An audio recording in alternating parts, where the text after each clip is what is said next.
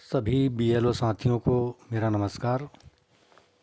साथियों, इसके पहले मैंने प्रारूप 6 और प्रारूप 7 का वीडियो अपलोड किया था। मैं उम्मीद करता हूँ कि वह वीडियो ज़रूर आपके लिए सहायक रहा होगा। और लीजिए, अब प्रारूप 8 का वीडियो भी हम डालने जा रहे हैं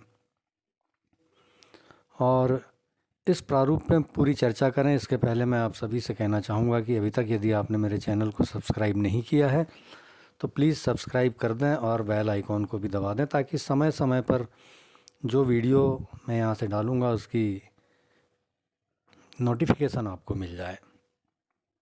साथियों, मैं बताना चाहूँगा कि प्रारूप 8 का उपयोग हम जो विद्यमान निर्वाचक नामावली है वहाँ से यदि अपना नाम हम ट्रांसफ़र कराना चाहते हैं, यदि हमारे कोई मतदाता ऐसे हैं जो जिनका दिव्यांग उसमें चिन्हांकित नहीं है, वो अपना चिन्हांकित करना चाहते हैं या प्रविष्टि से संबंध में कोई अन्य सुधार हम करना चाहते हैं, तो ऐसी स्थिति में हम प्रारूप 8 भर करके दे सकते हैं। साथियों, यदि कोई निर्वाचक, मैं आपको बताना चाहूँगा, यदि कोई निर्वाचक उसी विधानसभा क्षेत्र में एक पोलिंग बूथ से दूसरी पोलिंग बूथ में अपना नाम दर्ज कराना चाहता है तो उसे मात्र प्रारूप 8 भर करके यदि वो जमा कर देता है तो नाम हम एक पोलिंग बूथ से दूसरे पोलिंग बूथ में ट्रांसफ़र कर सकते हैं। लेकिन ये केवल उसके लिए है कि उसी विधानसभा क्षेत्र में, और यदि कोई मतदाता किसी अन्य विधानसभा क्षेत्र में अपना नाम दर्ज कराना चाहता है तो उसके लिए प्रारूप 8 लागू नहीं होगा। आइए हम प्रारंभ करते हैं प्रारूप 8 को। ये यहाँ पर विधानसभा निर्वाचन क्षेत्र की संख्या और नाम है, मैंने ये लिख दिया है यहाँ पे। और अब यहाँ पर आवेदक का नाम हिंदी में भरा जाएगा। इसके साथ साथ आवेदक का जो एपिक नंबर होगा वो आएगा, आवेदक का आधार नंबर आएगा। यदि आवेदक के पास आधार नहीं है तो ये खा वाली जो कंडीशन है यहाँ पर टिक कर दिया जाएगा कि मैं आधार संख्याक प्रस्तुत करने में सक्षम नहीं हूँ क्योंकि मेरे पास आधार संख्यांक नहीं है। अब यहाँ आवेदक अपने स्वयं का मोबाइल नंबर लिखेगा। अब आगे माता पिता या किसी अन्य नातेदार का मोबाइल नंबर यदि आवेदक के पास उपलब्ध है तो यहाँ पर मोबाइल नंबर लिख दिया जाएगा। इसी तरह से आवेदक स्वयं की ईमेल आईडी यहाँ पर लिखेगा। अपने किसी नातेदार या रिश्तेदार की ईमेल आईडी उपलब्ध है तो वो यहाँ पर आ जाएगी। अब ये जो प्रारूप 8 है ये किस प्रयोजन के लिए प्रस्तुत किया जा रहा है, ये यहाँ पर 4 कंडीशन दी हुई हैं। पहला है निवास का स्थानांतरण। पहले ही मैंने आपको बता दिया है कि यदि कोई आवेदक उसी विधानसभा क्षेत्र में अपना नाम एक पोलिंग बूथ में दूसरे पोलिंग बूथ में दर्ज कराना चाहता है, ट्रांसफ़र करना चाहता है, तो ये कंडीशन 1 में टिक लगा दिया जाएगा। अगली कंडीशन आती है विद्यमान निर्वाचक नामावली में प्रविष्टियों के सुधार के लिए। प्रविष्टियों में सुधार जन्म तारीख में हो सकती है, नाम में हो सकती है, सरनेम में हो सकती है या नाम की स्पेलिंग में हो सकती है। नाम यदि गलत लिखा हुआ है, मात्राएं यदि गलत लिखी हुई हैं तो भी ये सुधार प्रारूप 8 से किया जा सकता है। यदि ऐसा कुछ है तो ये कंडीशन नंबर 2 में टिक लगाएंगे।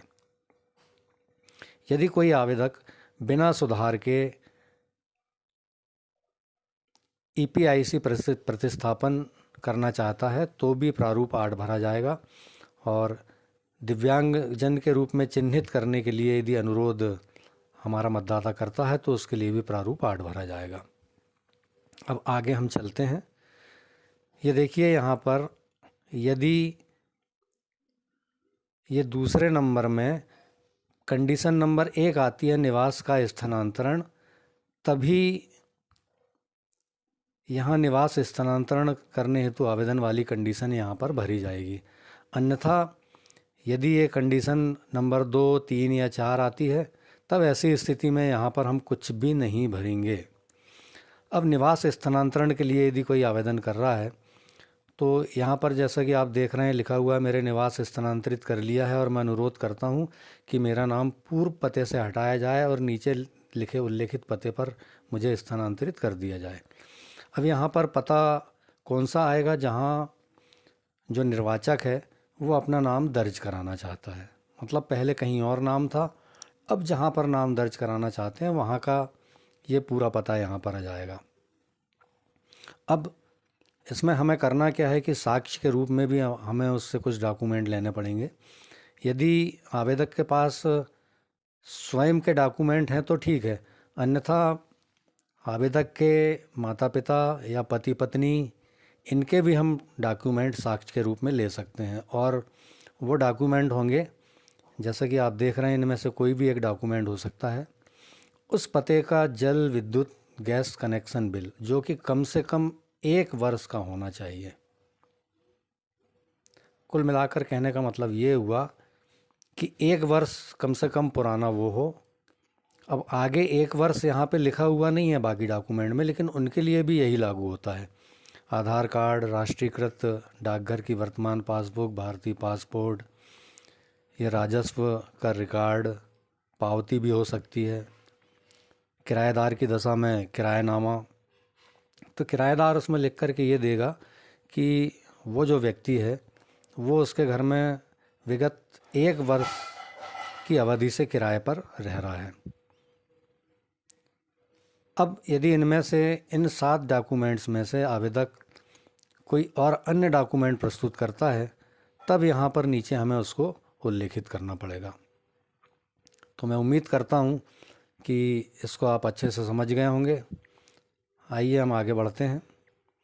अब यदि कोई निर्वाचक नामावली की प्रविष्टियों में सुधार करना चाहता है, तो ये सुधार कितनी तरह के हो सकते हैं? आप देखिए, नाम में सुधार हो सकता है, लिंग में सुधार हो सकता है, जन्म तारीख में सुधार हो सकता है, नाते का प्रकार, नातेदार का नाम, पता में सुधार हो सकता है, मोबाइल नंबर, मोबाइल संख्या यदि गलत डली हुई है वो सुधार हो सकती है, फ़ोटो यदि गलत आ गई है तो फ़ोटो में सुधार हो सकता है। लेकिन उसके लिए यहाँ पर आवेदक का हमको नवीन पासपोर्ट साइज़ का जो फ़ोटो है, रंगीन फ़ोटो, वो लगवाना पड़ेगा। अब यहाँ नीचे आप कॉलम देख रहे होंगे, कुछ कॉलम खाली हैं। सुधार की जाने वाली प्रविष्टियों में सही विशिष्टियाँ निम्नानुसार है। अब जैसे नाम में यदि किसी निर्वाचक का नाम गलत लिखा हुआ है तो उसका सही नाम क्या होगा, उसका उल्लेख उसको यहाँ पर करना पड़ेगा। लिंग में यदि गलती है तो यहाँ पर उसका वास्तविक लिंग क्या होगा, उसका उल्लेख हमको यहाँ पर करना पड़ेगा। मतलब कुल मिलाकर के यह है कि जो भी हमारा जो निर्वाचक है वो जो भी प्रविष्टियाँ सुधरवाना चाहता है, तो सुधारी गई प्रविष्टियाँ या सुधरी हुई जो प्रविष्टि है वो क्या होगी, वो हमको यहाँ पर उसका उल्लेख करना पड़ेगा। अब इसके दावे के समर्थन में वो कौन से दस्तावेज़ संलग्न करता है, तो वो दस्तावेज़ का नाम हमको यहाँ पर लिख देना है। तो दस्तावेज़ कई प्रकार के हो सकते हैं। नाम के संबंध में यदि नाम उसका मतदाता सूची में गलत दर्ज है तो वो दस्तावेज़ के रूप में अपनी मार्कशीट दे सकता है, या अन्य कोई डॉक्यूमेंट जैसे आधार कार्ड दे सकता है। पता यदि उसका गड़बड़ है तो पता के लिए भी वो आधार कार्ड, राशन कार्ड, इस तरह की चीज़ें दे सकता है। पिता का नाम यदि गड़बड़ है तो पिता के नाम के लिए भी वो अपनी स्कूल की मार्कशीट या अन्य कोई ऐसे दस्तावेज प्रस्तुत कर सकता है जिसमें उसके पिता का सही नाम अंकित हो। जन्म तारीख के लिए भी 10वीं या 12वीं बोर्ड का प्रमाण पत्र वो संलग्न कर सकता। तो यहाँ पर हमें उस दस्तावेज का नाम यहाँ पर अंकित करना पड़ेगा। अब तीसरी बात आती है कि बिना सुधार किए यदि एज इट इज़ जैसा दर्ज है नाम वैसा ही जो निर्वाचक है वो रहने देना चाहता है और नई ईपीआईसी जारी करने के लिए यदि वो आवेदन करता है तो उसके लिए ये वाली कंडीशन आएगी। अब यहाँ पर यदि वो नया एपिक कार्ड लेना चाहता है तो क्या हुआ है? अब यहाँ 3 कंडीशन है कि वो खो गया है, नियंत्रण से परे के कारण, बाढ़, अग्नि, अन्य प्राकृतिक आपदा के कारण नष्ट हो गया है, या कट फट गया है। अब देखिए, कट फट गया है तो क्षतिग्रस्त एपिक कार्ड उसके पास, निर्वाचक के पास रखा होगा, वो हमको वापस लेना है। वो हम वापस लेंगे तभी ये फॉर्म लेंगे। यदि खो गया है तब ऐसी स्थिति में उसे पुलिस थाने में एफआईआर दर्ज करानी पड़ेगी और एफआईआर की कॉपी इस फॉर्म के साथ संलग्न करके और हम उससे ले लेंगे। अब कोई मतदाता ऐसे हैं जो पहले तो दिव्यांग नहीं थे या दिव्यांग थे भी तो उनका मतदाता सूची में दिव्यांग दर्ज नहीं है, या बाद में कोई दिव्यांग हो गए हैं, तो वो भी इस प्रविष्टि में सुधार के लिए आवेदन कर सकते हैं। अब यहाँ पर हमको ये लगाना पड़ेगा निशान कि वो किस तरह का दिव्यांग है, मूक बधिर है, दृष्टिक है या लोकोमोटिव है या अन्य कोई है, तो उसका वर्णन हमको करना है। अब यहाँ पर दिव्यांगता का प्रतिशत भी हमको दर्ज करना पड़ेगा और प्रमाण पत्र संलग्न है हाँ या नहीं। वैसे ज़रूरी होगा कि हम प्रमाण पत्र उससे संलग्न ही करा लें, तभी ये वाली प्रविष्टि का सुधार करें। और इसके बाद जैसा कि फॉर्म 6 और 7 में घोषणा पत्र निर्वाचक के द्वारा भरा जाता था, उसके सिग्नेचर किए जाते थे, तो यहाँ भी एक घोषणा पत्र है।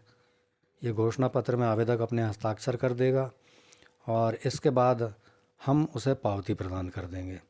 तो ये पावती का भी आपके समक्ष ये प्रारूप है। तो साथियों, मैं उम्मीद करता हूँ कि आपके लिए ये वीडियो बहुत ही सहायक सिद्ध होगा। बहुत बहुत धन्यवाद।